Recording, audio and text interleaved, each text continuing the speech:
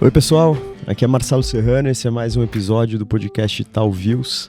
Antes de começar, eu sempre deixo o convite para você que nos acompanha aqui seguir as outras plataformas. A gente tem sempre criado conteúdos complementares aos episódios no Instagram e os relatórios aqui do Research da área macro ficam disponíveis no Telegram.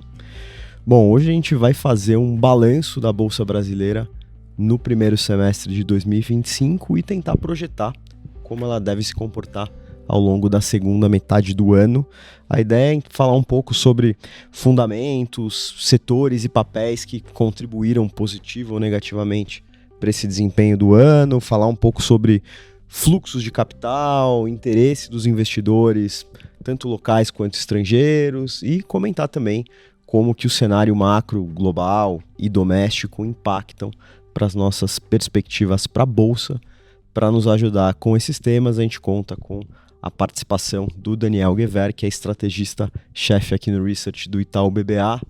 Gever, tudo bem? Bem-vindo. Tudo bom, Serrano. Obrigado pela oportunidade. Sempre uma honra. Faz tempo que a gente não fala profundamente de Bolsa e acho que esse gancho de meio de ano é interessante para entender um pouco o que aconteceu e projetar essa segunda parte do ano. E eu queria começar relembrando um pouco de como foi o primeiro semestre. A gente teve uma alta de mais de 15%, mesmo em um ambiente econômico global bem volátil, com toda essa questão de tarifas, conflitos geopolíticos. O cenário doméstico, de certa forma, não foi alterado, né? Ele seguiu com as mesmas premissas que a gente tinha. Então eu queria entender, com um externo volátil e um doméstico igual na margem aí, o que contribuiu, o que explica esse bom desempenho que a gente teve no primeiro semestre e quais setores foram os destaques? Legal. Eu acho que primeiro semestre a gente acha que é muito relacionado à economia doméstica.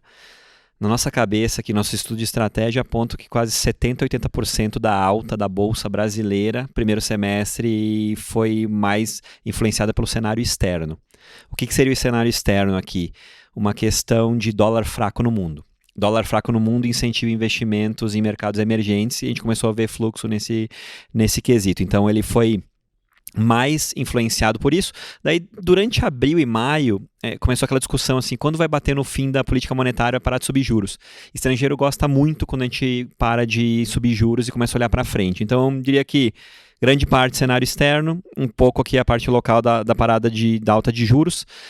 Olhando assim, setores, temas, setores domésticos foram destaques da alta. Dá para mencionar que setor financeiro, bancos e empresas de mercado de capitais representaram metade da alta do Ibovespa. 50% da alta do Ibovespa no primeiro semestre. Setor de infraestrutura, setor elétrico, representaram cerca de 25% da alta do mercado. São dois setores que a gente gosta e vinha desde o final do ano passado batendo, né, na tecla, né, de alocação. E setor de consumo representou cerca de 10% da alta. Então, quase 80 e poucos, 90% da alta, esses três setores explicam bastante. Daí você olha para o outro lado, assim, o que foi detrator nesse mercado? O que foi detrator foi basicamente exportadores. Lembrando que a gente terminou o ano passado com o dólar batendo 6,18 e agora o dólar, né, no segundo trimestre terminou lá em 5,40 e poucos. Então assim, foi uma questão de exportadora ganhando menos, né, na transação por dólar, e também o setor de consumer staples. Tiveram algumas empresas desses setores, farmacêutico, algumas de alimentos e bebidas que não foram tão destaques nesse quesito. Então foi um mercado muito doméstico. A gente tem um relatório que a gente chama de Baskets to Watch. Basicamente são as cestas. O mundo mudou, né? Ele não olha só país e não olha só setor. A gente gosta de olhar temas diferentes. O tema high beta, então as empresas que mais respondem ao mercado quando o mercado sobe, de fato, mostrou que veio, foi um dos destaques em termos de cesta. E teve também bond proxies, que são aqueles que se beneficiam quando uma taxa de juros começa a cair no período. Então, acho que, da maneira temática, a economia doméstica foi bem no primeiro semestre, enquanto que exportadoras não foram tão bem. Perfeito. Você comentou um pouco a importância desse fluxo de investimento estrangeiro para a alta que a gente viu na primeira metade do ano. E se a gente pegar o ponto de virada do ano, que é o mês de julho, a gente teve uma forte fuga de capital estrangeiro, que já contabiliza nesse mês 5 bilhões de reais. A gente caminha para ser talvez o pior mês de julho desde 2021. E eu queria te perguntar se isso fica 100% na conta das tarifas e, nesse gancho ainda, como que você tem sentido esse humor mais recente, pós esses últimos acontecimentos, dos investidores, principalmente estrangeiros? Bom, fluxo que nem você mencionou, a gente chegou a bater 28 bilhões de entrada no máximo do ano ali no início de julho. Daí no dia 9 teve os anúncios, né? O Brasil passa tarifas de 10% para 50%. Foi um balde de água fria, assim, para investidor. Desde então saiu lá quase um pouco mais, né, de 5 bilhões, 6 bilhões ali. Até nos últimos 2 dias entrou dinheiro um pouquinho de novo, mas assim, foi quase 1 bilhão por dia desde aquele anúncio. O que eu acho que o investidor que estava entrando estrangeiro aqui, ele estava fazendo um play de, pô, a economia vai melhorar, um play de mudança potencial de cenário macro ano que vem, e um play de realocação dos ativos além de Estados Unidos. Quando um país recebe esse risco comercial, eu acho que ele coloca um pouco on hold, né, na espera essa decisão. Então, eu vinha recebendo muito interesse de investidor estrangeiro. Eu sempre falo, né, tem um investidor dedicado de mercados emergentes, tem um investidor de América Latina, que são os dois dedicados que eu falo, né, dia a dia. E daí tinha caras globais, caras quantitativos, fundos soberanos com interesse. Pós esse evento, caiu bastante o número de consultas. Espero que isso seja temporário, que se resolva em algum momento, mas de fato eu atribuiria grande parte dessa queda do fluxo à questão do medo de tarifas. A gente até fez vários estudos sobre impactos e de tarifa na Bolsa e em setores específicos também nesse ponto, mas para mim o principal foi isso. Daí tem uma questão também que a Selic está em alta e a tendência de resultados também pode prejudicar um pouco nesse resultado de curto prazo. Perfeito, mas quando a gente pensa um pouco no humor dos investidores, você acha que é uma apreensão assim, momentânea por conta das tarifas recém-anunciadas, ou pode haver uma reversão mais estrutural desses fluxos, talvez fugindo de mercados emergentes e indo num contrafluxo desse movimento de enfraquecimento de dólar e capitais migrando aí para esses outros mercados? Não, acho que a tese de dólar fraco no mundo, nosso time macro, o pessoal que olha global, acredita que isso continua. Então, deveria continuar fomentando investimentos em mercados emergentes. Eu acho que aqui investidor não gosta tanto de incerteza. Ele gosta de saber uma notícia, poder quantificar o impacto. Por enquanto, a gente não consegue quantificar. A gente consegue quantificar lá, se subir de 10 para 50 é negativo, mas será que tem um espaço para negociação? Não tem? Vai escalar esse conflito ou não? Então, eu acho que esse nível aqui... Eu imagino que as teses de médio prazo, política monetária, realocação de ativos, elas voltem ao longo do tempo. Mas primeiro vai ter que ter uma decisão e um norte ali de como vai ser a questão das tarifas dos Estados Unidos para o Brasil. Boa. Você comentou também sobre... enfim, possível impacto de Selic em resultados das companhias. A gente está se aproximando de mais uma temporada de resultados. Como é que você vê tendência de lucro para a Bolsa no trimestre em 2025 e um pouco do que a gente consegue estimar desses resultados trimestrais? Legal, e até só fazendo um follow-up ali da questão das tarifas, o impacto no nosso cálculo para a receita da Bolsa Brasileira, cerca de 2%. Não é significativo, lucro daria um pouco mais, que você tem um pouco de desalavancagem operacional, bastante concentrado no setor de bens de capital, setor de aviação, algumas exportadoras do setor automotivo e setor de commodities. Commodities, geralmente você consegue realocar sua cadeia, né, o produto para outra região, leva algum tempo, mas consegue. O bem de capital é um pouco mais difícil, então esse eu acho que é um impacto aqui da consequência fundamentalista das tarifas. Para a Bolsa como um todo, tendência de lucro. No segundo trimestre, ano contra ano, a Selic média vai crescer 4 pontos percentuais. Então a gente está saindo uma Selic média no segundo trimestre do ano passado de 10,5% e vai para quase um pouquinho acima de 14,5% no segundo trimestre. Então É bastante um desafio ali conseguir superar esse ponto. Então a gente até soltou um preview grande do resultado da Bolsa como um todo, e uma coisa que a gente vê é a questão de, se eu excluir commodities, a receita da nossa Bolsa foi bem, 15% de alta, então a economia continua aquecida.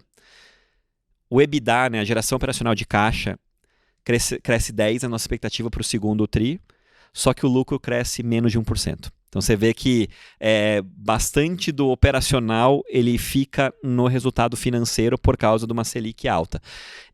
Quando a gente olha lucro, olhando 2025, 2026, eu gosto de olhar 3 coisas. Assim, e eu acho que isso é válido para analisar uma empresa, um setor, um país, um mercado nesse quesito. Esse ativo cresce acima dos seus pares.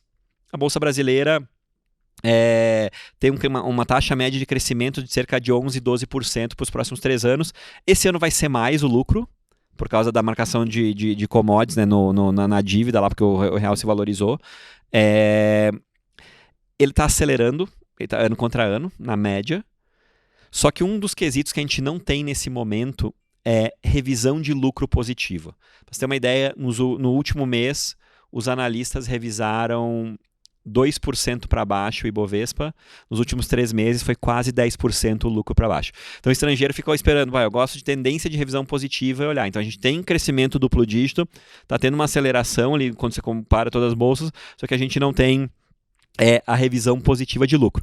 E eu gosto de olhar assim, isso é só fruto de uma ou 2 empresas, é só as empresas de commodities relevantes? Não.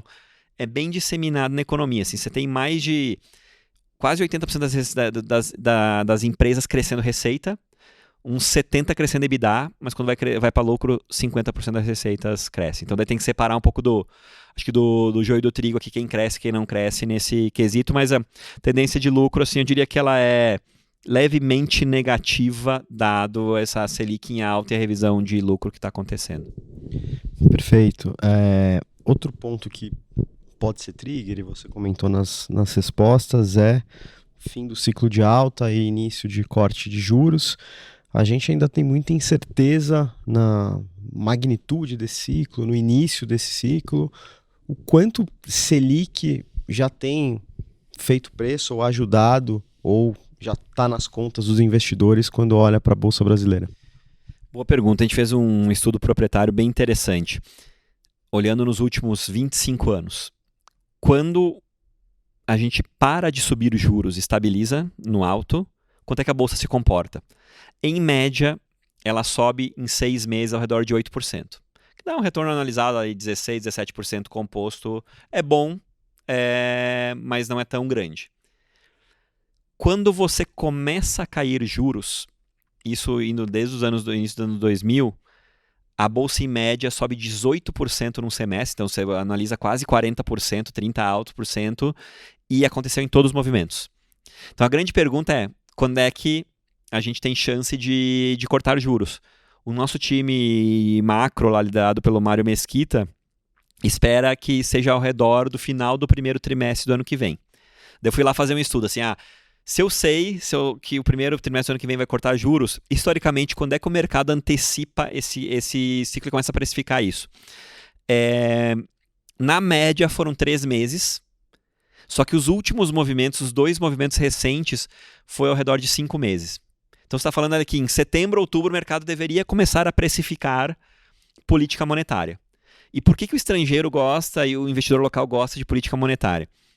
Porque você pode enxergar o lucro das empresas crescendo 12, 24 meses à frente. Lembra-se aquele cresceu o EBITDA 10, mas o lucro não teve nada. Agora, se cai juros, o lucro vai começar a acelerar e crescer potencialmente mais que a geração operacional de caixa. Então, esse eu acho que é um fator bem relevante. Na minha cabeça, à medida que a gente se aproxima do final do ano, a gente vai começar a discutir mais isso. Daí tem discussões assim, qual é que é a alavancagem da Bolsa? A alavancagem da Bolsa, hoje ela é controlada, ela está 1,9 vezes dívida líquida EBITDA. Mas tem setores que tem 3, tem setores que tem 2, então você tem que olhar ali quem vai ter isso. Qual é o duration da Bolsa? Se a curva longa de juros cai. O duration da Bolsa, ele é cerca de 10,5. Então, ele é muito beneficiado ali. Então, a gente faz umas contas assim, a cada 1 ponto percentual de Selic, né, de curva longa que você tira, a bolsa deveria potencialmente se valorizar a cerca de 10%. E daí você tem acho que esse é um gatilho catalisador potencial forte. Quanto a gente acha que pode? O nosso time de economia espera mais ou menos uns 200 bips de compressão, então a taxa está indo de 15, indo em direção a 13. Ainda não acho que é o suficiente para ter uma grande realocação de ativos. Então, até uma pergunta, né? Assim, a gente vê o estrangeiro que trouxe dinheiro no mercado, mas a indústria de fundos de ações no ano está saindo quase 40 bilhões de reais do investidor aqui. Local migrando para renda fixa. Migrando para renda fixa. Então, assim, na minha cabeça quando você vai tendo um juro em direção a 11, 12, que o brasileiro, na média, começa a receber menos de 1% ao mês, você começa a procurar um pouco mais de risco. Não acho que é esse movimento ainda que vai acontecer, mas sem dúvida o impacto para o ano que vem já faz com que o lucro das empresas domésticas cresça mais que esse ano. Perfeito. A gente falou de tendência de lucro, de juros, e queria abordar um outro ponto que pode ser trigger, que é um pouco valuation das empresas, valuation da bolsa, né? Quando a gente olha para outros mercados emergentes, pensando em um ponto de entrada comparativo, a nossa bolsa tá barata, há bons valuations, como que essa parte de valuation ajuda a gente esboçar aí um movimento de possível alta para a bolsa? Boa pergunta. Para você comprar uma coisa só baseada no valuation, você tem que estar negociando cerca de 2 desvios padrões abaixo do histórico. Isso eu conversando com muito quant, a gente tem uma área quantitativa dentro do time de estratégia também, a gente faz esses estudos. Aí você pode comprar só com valuation. Hoje a nossa bolsa está barata, está 1 desvio padrão abaixo do seu histórico. Se traduzindo em alguns números, né, dá para olhar, a gente até soltou um relatório que é uma visão 360 do valuation da bolsa. Preço sobre lucro da bolsa hoje, 8 vezes. Pior momento da bolsa foi 6 vezes. A média brasileira de 10, 15 anos é entre 10,5 e 11 vezes. Então a gente está com um desconto relevante para o histórico ainda, mesmo após essa alta. Então em preço sobre lucro a conclusão se mantém. Em EV/EBITDA, que é o que você olha normalizado, olha as commodities, também a conclusão se mantém. Em preço sobre valor patrimonial a conclusão se mantém. O único que a gente tem uma dissonância é o que eu chamo no termo em inglês Earnings Yield Gap. Para tentar explicar fácil, quando eu inverto o preço sobre lucro, então eu ganho um Earnings Yield, né? Eu ganho um retorno como se fosse uma taxa de juros da bolsa, e eu tenho que tirar a NTN da duration que tem, de cerca de 10 anos ali, que é a da bolsa. O Earnings Yield Gap a gente está na média com o histórico. O histórico do brasileiro é 5%, que é o Equity Risk Premium em grandes números, né? De quanto, para eu querer investir em bolsa, eu tenho que sempre querer ter um retorno maior que renda fixa, não tem nesse sentido. Ele te diz que a gente está em média com o histórico. Então ele pressupõe assim, para a bolsa andar, você tem que ter também uma ajuda da curva longa de juros. É difícil a bolsa andar adicionalmente sem a ajuda da curva longa de juros. Quando eu comparo com mercados emergentes e o resto do mundo, o mundo está negociando entre 5% e 10% de prêmio para o histórico. S&P, o MSCI, o ACWI, né, All Country World, estão negociando. E o Brasil tem uma rentabilidade do seu patrimônio muito melhor que mercados emergentes. Tem ao redor de 17%, 16% de rentabilidade do seu patrimônio líquido. Mercados emergentes têm ao redor de 13%, 14%. Então eu acho que colocando valuation, a gente acha que a bolsa está interessante. Não é uma condição suficiente, é uma condição que te dá um conforto, assim, porque uma coisa que você controla quando você está pagando por um ativo, né? O ponto de entrada. A saída daí depende de outras variáveis. E uma coisa que eu acho interessante mencionar a gente tem uma série de relatórios que é monitorar a recompra de ações no Brasil. Quem que mais entende de um negócio? Geralmente é a família controladora, os executivos da empresa, então os controladores e os executivos. Índice de recompra no Brasil continua próximo do high histórico, bateu lá o high no final do ano passado. Então a gente monitora ali a quanto está recomprando por mês, quanto tem para recomprar. Tem mais ou menos uns 60 bilhões de reais para recomprar, que daria 1,5% de yield. Então eu chamo de buyback yield, eu queria até esse termo. E uma coisa legal do Ibovespa o dividend yield do Ibovespa é próximo de 7%. Então, se você está comprando a bolsa hoje, você está ganhando quase em termos reais. Bolsa é um ativo real na nossa cabeça. E quando você faz as correlações, porque ele repassa a inflação na média das empresas, você está ganhando quase 9% de carrego de dividendo mais um buyback yield. E esse é um outro fator. Então, quando começar a ter muita redução de recompra, você fala, opa, talvez não esteja tão barata. A gente dá para ter uma ideia, mais de 130 programas de recompra em aberto numa bolsa ali que tem próximo de 400 empresas. Se a gente esticar um pouco esse horizonte, num momento de mais otimismo, de uma pernada, pode haver até uma escassez de ativos que faça com que ela suba até de forma mais acelerada, né? O free float do mercado reduziu, a gente tem várias, a gente uma das top picks no início do ano nossa final do ano passado era Santos Brasil, que foi adquirida por um estratégico, daí você teve lá outros caras sendo adquiridos, outras empresas adquiridas. Então isso é um sinal, né, de que deslistagem ali, que a bolsa está barata nesse quesito. Então eu acho que é um sinal alternativo. E eu sempre gosto, assim, né, de quando a gente olha, né, tem a narrativa do mercado e tem o número do mercado. Então o mundo perfeito é quando a narrativa encontra o número. Se eu olhar no passado, buyback, recompra, em 2008 explodiu, 2009 a bolsa foi bem. Em 2015 explodiu, 2016 a bolsa foi bem. Em 2021 o buyback explodiu no bom sentido, aumentou bastante, e em 2022 a bolsa foi bem. Em 2024 a bolsa foi muito mal, buyback explodiu, 2025 a bolsa tem ido bem. Claro, deu essa escorregada recente de tarifas, que é uma coisa, mas eu ainda acho que tem essa questão, para mim o valuation está interessante da bolsa. Perfeito. A gente revisou o target do Ibovespa para 155 mil pontos, um pouco antes do anúncio das tarifas, enfim, a gente acabou não absorvendo isso na composição desse novo target, mas assim, a gente falou aqui de algumas premissas que podem potencializar a valorização. Faltou alguma que está no radar e que poderia ajudar a gente a caminhar sentido esse target? Que dos pontos que a gente talvez não tenha tratado aqui é importante o investidor deixar no radar para monitorar e pode ser importante aí para entender movimento? Bom, acho que o target nosso, né, de 155, um potencial de valorização de cerca de 20%, eu gosto de olhar um pouco de assimetria também. Se a gente colocar o pior momento que a Bolsa Brasileira negociou e botar o lucro que o consenso do mercado espera hoje, isso dá cerca de 110, 115 mil pontos para o Ibovespa, no cenário negativo da Bolsa. Se eu colocar um cenário que é otimista, que eu diria assim, é um Brasil voltando para sua média histórica em algum momento do ano que vem, dá 210 mil pontos. Então, quando eu faço a assimetria de potencial de valorização sobre potencial de desvalorização, você tem uma assimetria de cerca de 2-1 aqui nesse quesito.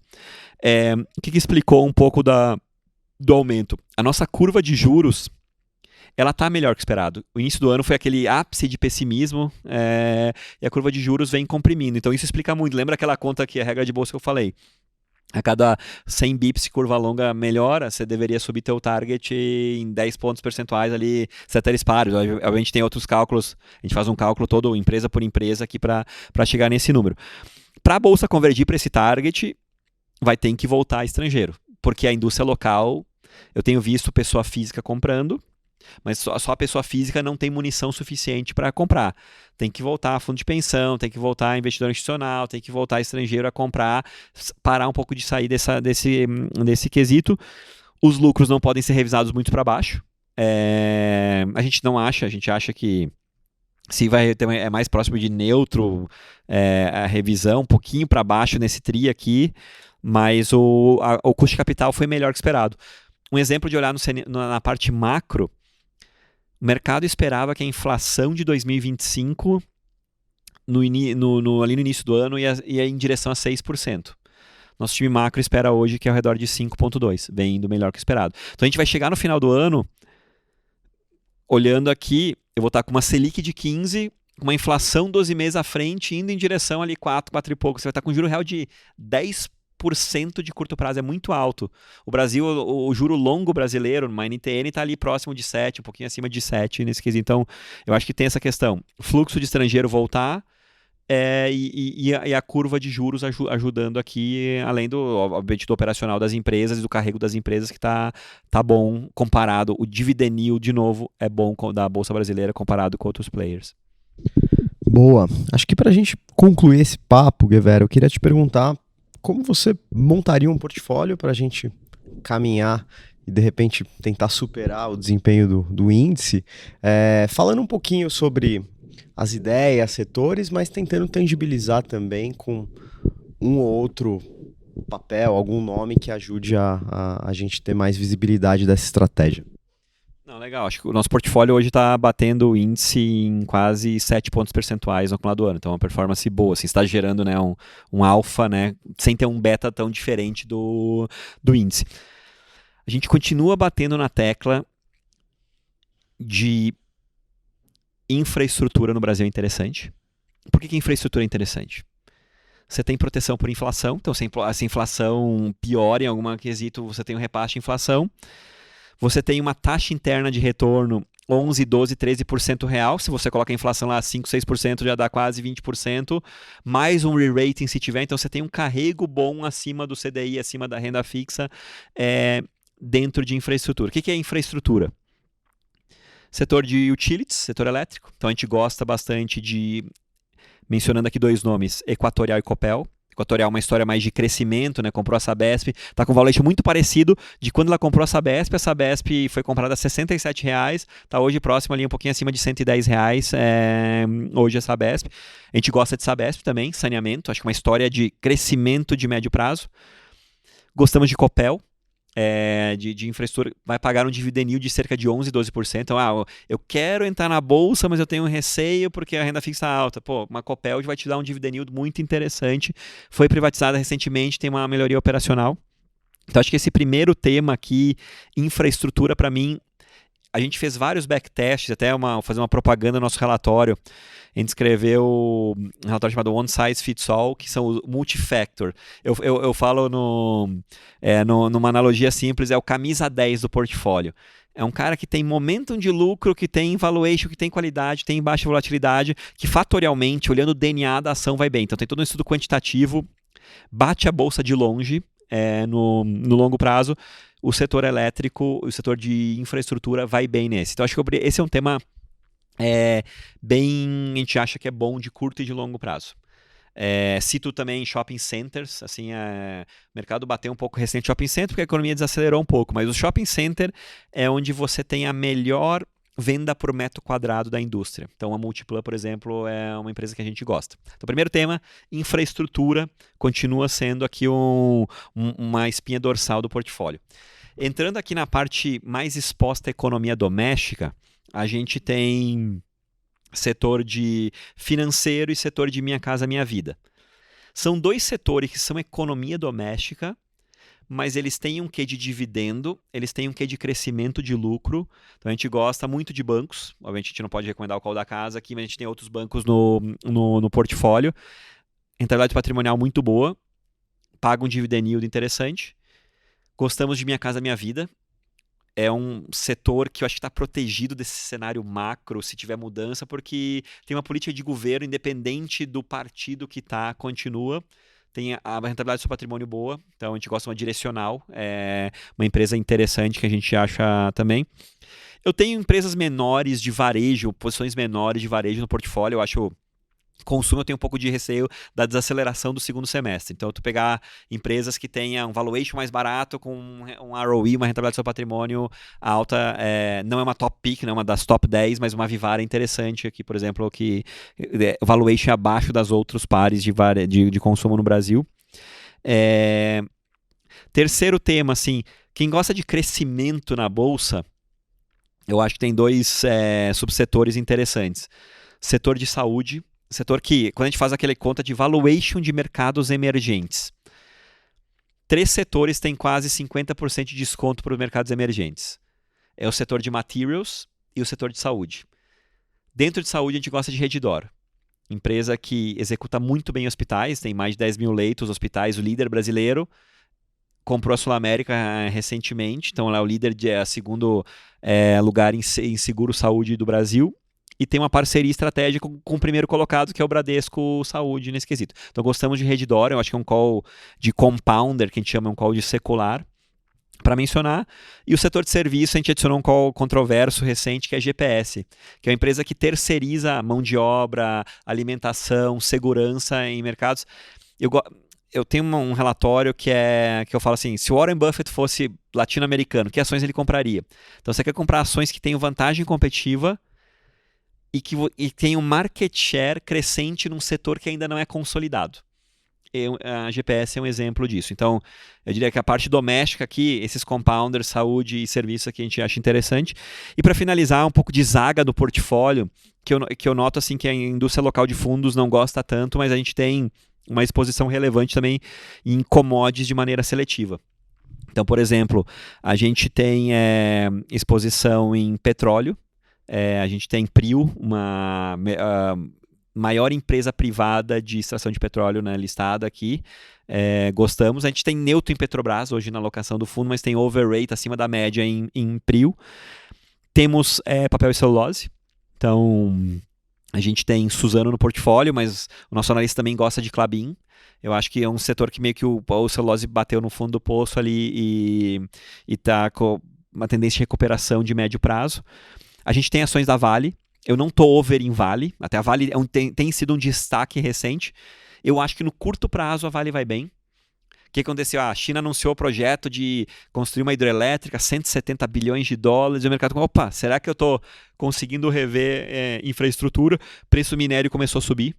O minério estava ali no segundo tri, ali abaixo de 100, agora está acima de 100. Acho que Vale no curto prazo ela ajuda. Eu gosto um pouco menos no longo prazo, mas eu tenho exposição hoje no portfólio. Então, eu acho que assim, como um zagueiro do portfólio, apesar de a gente não achar que a moeda se desvaloriza muito, você tem que ter sempre um hedge no portfólio.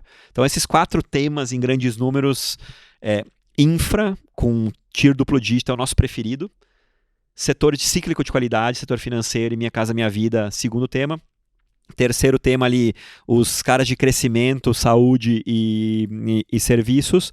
E commodities ali, um zagueiro do portfólio protegido se acontecer alguma coisa de desvalorização cambial. Obviamente o nosso time macro tem a tese de dólar fraco no mundo, então, mas é uma questão de hedge do portfólio. Então é um portfólio assim, que na média tem uma rentabilidade sobre patrimônio acima do Ibovespa, consegue crescer mais sem pagar muito a mais por isso. Acho que por isso que ele conseguiu entregar esse alfa no acumulado aqui do ano. Beleza, acho que a gente conseguiu cumprir bem a pauta desse episódio e explicar bem um pouco a cabeça do nosso time de estratégia para portfólio, para a gente ter um desempenho interessante na exposição à bolsa. Então, queria, antes de concluir, agradecer novamente a participação do Guevara nesse episódio. Obrigado. Valeu!